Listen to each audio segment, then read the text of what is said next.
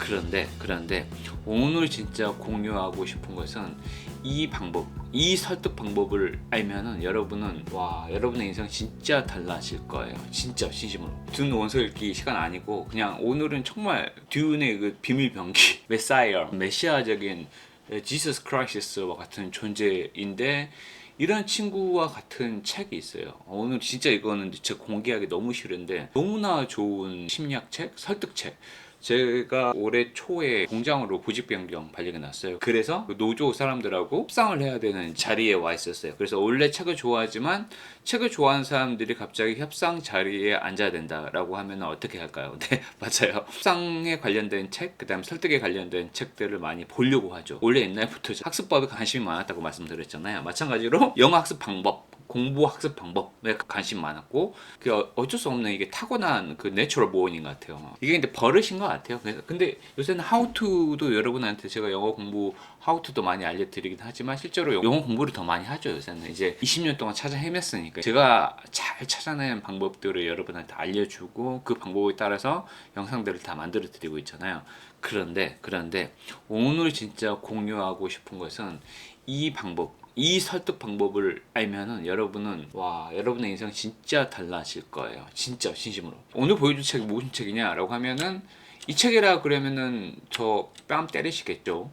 이 책이 이제 이 사람이 사실 이게 오리지널 책이 지금 제가 오리진 책을 앞에 가지고 있는데 책 남긴 소리가 들리죠? 그 카피라이트 있잖아요. 원래 애초에 1980 카피라이트 1980년에 있었고 1994년에 있었으니까 1권, 2권 있거든요. 제 생각에는 1권이 1980년도에 나왔고 몇 년 전이야.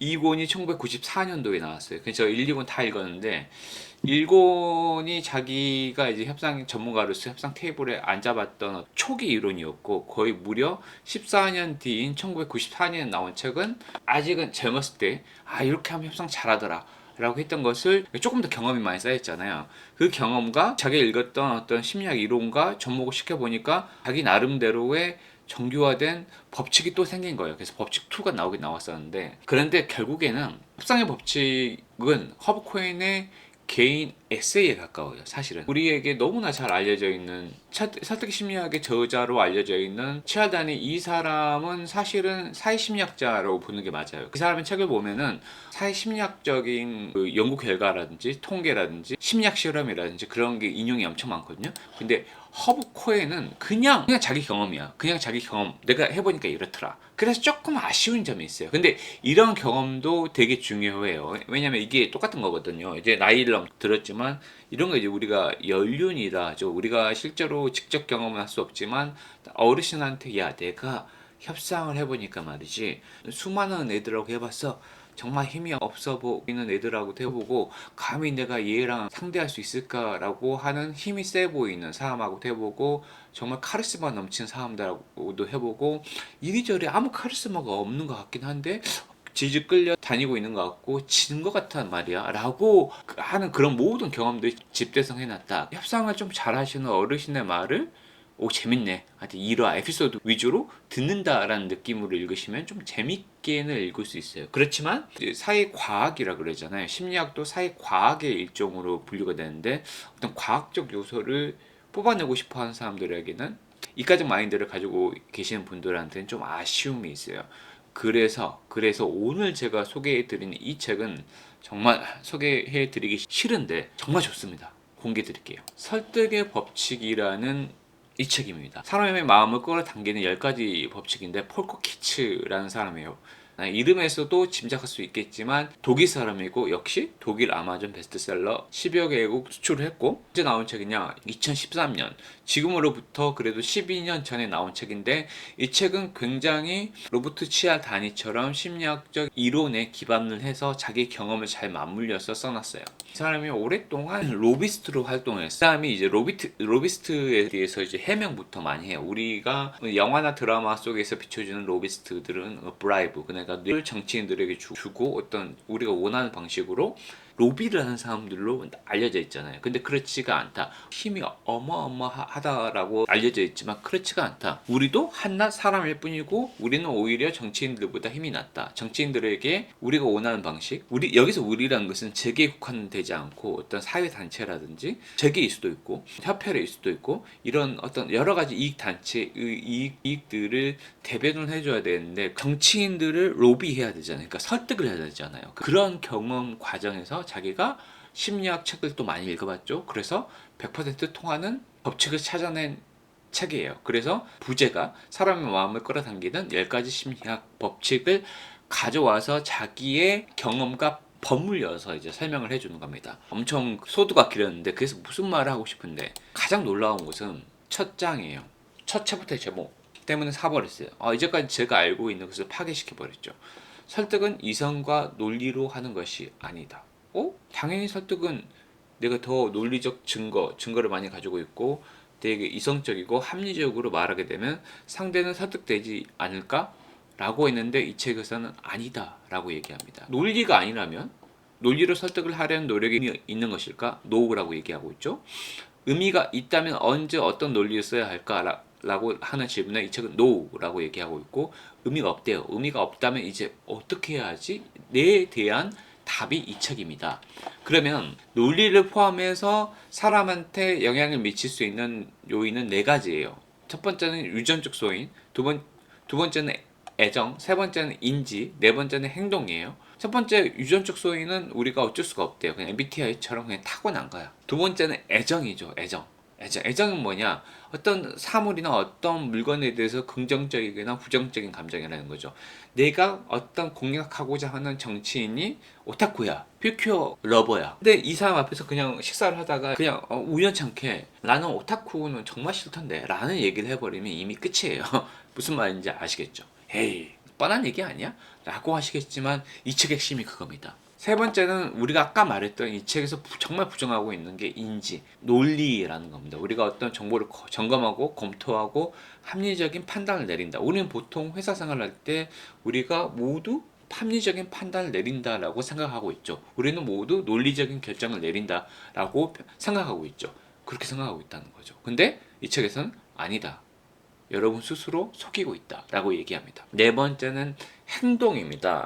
이게 행동은 조금 더 설명이 필요하지만 이 4가지 요인 중에서 보세요. 우리가 흔히 설득 작업이라고 부르는 것은 3번 요인의 논리라는 요인의 바탕을 두고 있을 때에만 유효한 것이다 라고 이제 얘기하고 있어요. 근데 그런 것은 별로 효과적이지 않다라고 얘기하고 있고, 그래서 여기까지 6회까지 얘기해요. 여러분을 그릴 때 내가 설득의 전문가가 되고 싶어. 그래서 논리, 논증책을 엄청 찾아봐. 그런데 그런 책들이 여러분을 바로 그릇된 길로 이끌고 있다라고 얘기하는 겁니다.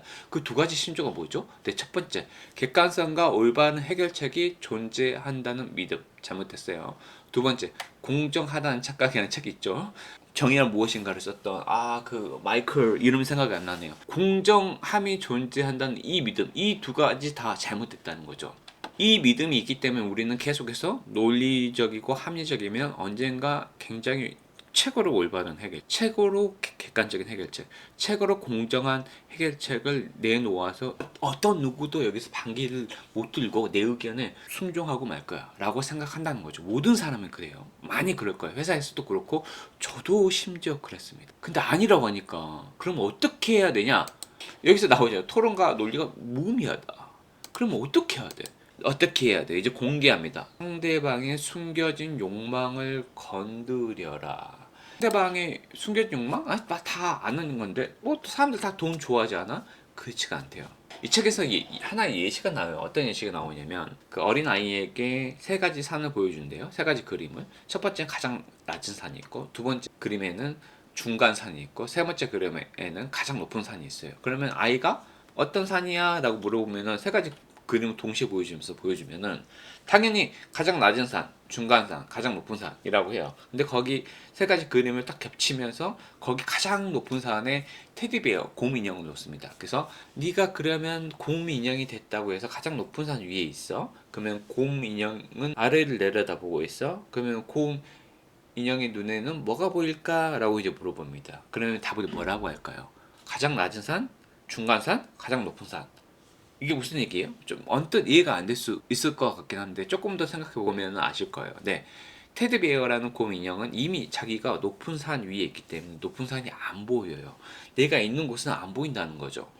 원래 답은 뭐냐 그냥 일반 나이가 들어가는 성인에게 물어볼수록 가장 높은 산을 더 빼고 대답할 확률이 조금 더 높아진대요. 그 얘기는 성인이 될수록 우리가 소셜라이즈라고 하죠. 사회화가 돼서 다른 사람의 입장에서 생각할 수 있게 된다는 거죠. 이런 것을 공감이라고 합니다.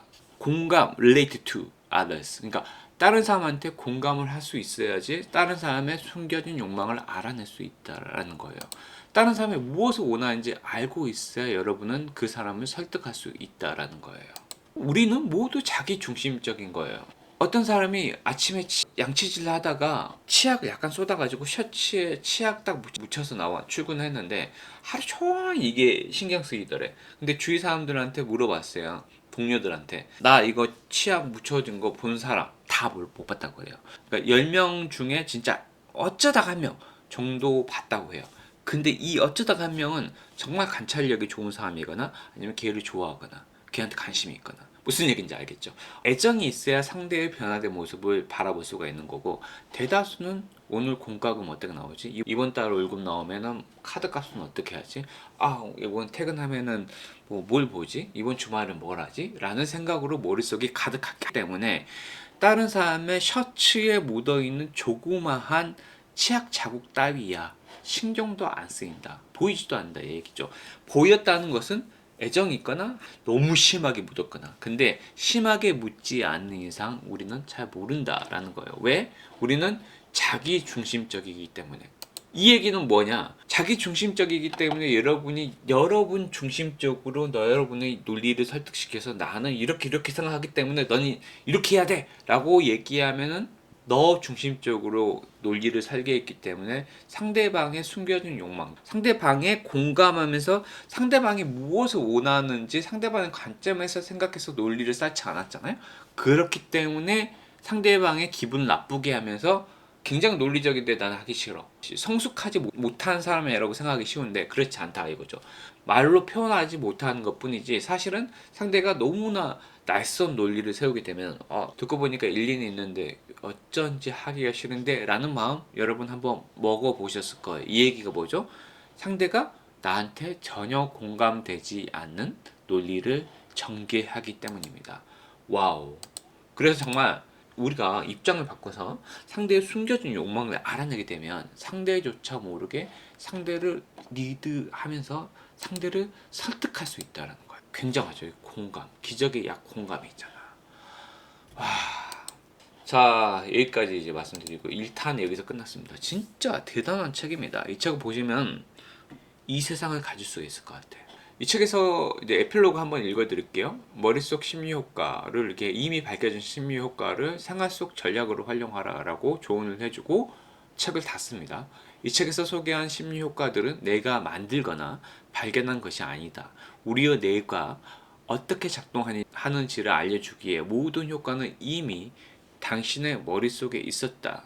그러니 적어도 본능적으로는 이미 다 알고 있었어. 나 이거 들어봤는데 맞아 그랬었지 라고 했을 겁니다. 그래서 당신이 읽으면서 고개를 많이 끄덕끄덕끄덕 했을수록 나도 저런 적 있는데 라는 생각을 많이 했을수록 좋다. 고개를 끄덕였다는 것은 당신이 과학 연구의 결과를 인정한다는 뜻이며 모든 인간이 아주 비슷한 경험을 한다는 뜻이기 때문이다. 내가 이 책에서 각종 심리 효과를 모아 설명한 것은 지금보다 더 많이 그런 효과들을 기억하여 일상생활에서 활용할 수 있게 하기 위해서다. 내 강연에 참석한 많은 사람들이 말한다. 내가 지금껏 본능적으로 써먹던 전략들을 이제야 체계적으로 파악할 수 있게 되었네요. 왜 그런 전략들이 통했는지 그 이유도 알겠고요. 당신에게도 그런 말을 들을 수 있다면 좋겠다. 당신의 경험은 이 책의 설명과 얼마나 일치하는가, 어떤 전략의 효과가 크며 어떤 전략의 효과가 작은가, 당신만의 개인적인 전략은 무엇인가. 지금부터 이 책에서 설명한 설득의 법칙들을 차근차근 활용하며 이 질문들에 답해보라. 그 답이 당신이 원하고 필요로 하는 상대의 마음을 열어줄 것이다. 끝내기 전에 딱 하나만 더. 너무 재밌는 게 하나 있었는데 내의 게으름을 이용하라라는 편에 몇 개 있는데 이게 뭐냐면 과학적으로 밝혀져 있대요. 잦은 만남으로 호감도를 높여라. 이게 무슨 얘기냐? 제가 이제 우연찮게 작년까지는 저희 제가 모시는 이모니 저를 하루에 한 20번씩 부르는 거야. 몰랐어. 관계가 굉장히 좋았어요. 근데 관계가 좋았던 이유를 생각해보면 여러분 있죠. 오늘 제발 이사님이 날 안 찾았으면 좋겠는데 라는 생각 해본 적 있죠. 부장님이 날 안 찾았으면 좋겠는데 라는 생각 해본 적 있죠. 근데 웃긴 게 그 부장님이나 이사님이 누구를 좋아해요? 오늘 삼겹살 먹으러 갈 건데 시간 되는 사람? 뭐 김대리 시간 돼요? 라고 했을 때 저 오늘 선약이 있습니다. 근데 박대리는 맨날 따라가. 투덜투덜 하면서. 근데 어떻게 돼요? 인사평가 시간에 어떻게 돼요?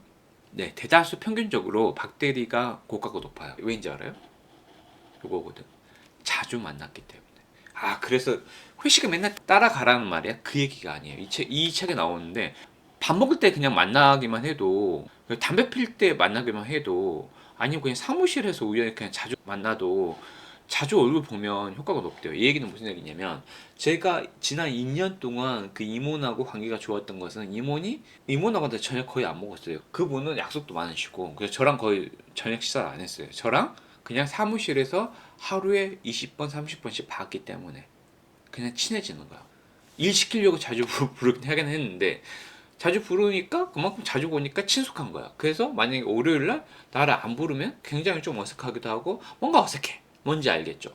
이런 거야. 저도 팀장인데 그 팀원들 중에 이제 이런 애들이 있어요. 요새 신입사원들은 역시 SNS 세대인가 사내 메신저로 팀장님 저 오늘 내일 연차 써보겠습니다. 처음엔 이게 너무 싫었거든. 이게 사람이 적응이 되더라. 근데 이 얘기는 뭐냐? 적응이 됐다는 것은 그냥 그래 요새 젊은 것들은 다 그렇지 뭐. 나도 내 상사 얼굴 보는 거 그렇게 달갑지 않으니까 그렇지 인정. MZ니까 존중해 줄게. 적응을 했다는 것은 잦은 만남이 적은 것을 인정했다는 거지. 저의 호감도는 걔한테 별로 없어요. 실제로 저한테 그 연차 써볼게요 라고 얘기했던 걔는 제가 고가를 별로 좋게 안 줬어요. 근데 저가 이제 식사하자라고 이제 좀 했었을 때 걔도 MZ야. 근데 그 두 명이 있잖아. 한 명 무조건 까고 한 명은 그래도 제가 한 3번 얘기하면은 절반 정도는 들어주는 거야. 그래서 어떻게 돼요? 근데 상대적으로 걔한테 호감이 가는 거야. 걔가 편한 거야. 이게 알게 모르게 호감도가 생긴다니까. 근데 저도 그러니까 어떤 이제 새로운 사업장에다 오다 보니까 새로운 이제 그 상무님이 계시는데 그 상무님이 이제 여기 사업장 짱이시는데 좀 얼굴 뵙기가 아직 많지 않으니까 얼굴 뵙기가 되게 민망한 거야. 이건 핑계죠. 사무실 한 50m 근처에 있는데 거기까지 걸어가는 거 금방 걸어가잖아요. 저도 연차 쓰려고 할 때 저번 주에 메신저로 당기고 메신저를 되게 잘 썼다라고 하고 보냈어요. 근데 정말 메신저나 메일 같은 걸 써서 승인받는다고 하더라도 그 메신저가 얼마나 겸손하고 얼마나 정중하고 얼마나 글을 네가 한강같이 쓴다고 한들 얼굴 보고 얘기하는 것보다 호감도를 높일 수는 없어요. 이유는 뭐냐면 연차 쓴다 그러면은 진짜 제가 병원을 가야 돼가지고 구구절절 썼죠. 여기 아파서. 근데 이게 좀 그러니까 글이라는 게 압축적일 수밖에 없잖아요. 그래서 되게 압축적으로 좀 썼죠. 근데 이제 제가 얼굴을 보러 간다면은 어떻게 될까요? 인터액션이 있거든. 사모님 저 오늘 조금 빨리 들어가 보려고 합니다. 왜? 그러니까 아직 안 좋아? 그러니까 예. 제가 아직 그 병원에 저번 주에 가봤는데 의사 선생님이 그러는데 한 2주 더 치료를 해야지 실제 보시겠습니까? 하면서 좀 아픈데 좀 보여드리고 어이구 아직 안 좋구만. 그래 치료를 좀 잘 받아야지. 그래 빨리 오는 거죠. 그리고 그 주말도 잘 보내고 이렇게 인터액션이 있죠. 그래서 얼굴 보면은 이게 아무것도 아닌 것 같은데 그래서 얼굴 보면은 호감도가 높아질 수밖에 없어요. 근데 텍스트를 보내면은 어떻게 됐을까요? 제가 딱 텍스트를 장지에서 딱 보냈어요. 한 글자 왔어요. 네, 점도 없어. 이런다니까? 이래서 호감도가 올라가겠어요? 엄청난 비밀을 제가 알려드렸는데 엄청난 책을 제가 오늘 추천을 드렸습니다. 여러분의 인생을 바꿔놓을 여러분이 임원이 될 수 있는 비법을 제가 오늘 알려드렸는데 구독, 좋아요 안 하면 혼내줄 거야. 네, 오늘도 여기까지 들으신 여러분 정말 감사하고 행복하시기 바랍니다. 자주 만나십시오. 상사분들 얼굴 보고 얘기하는 게 짱이야. 이게 뇌의 법칙입니다. 감사합니다.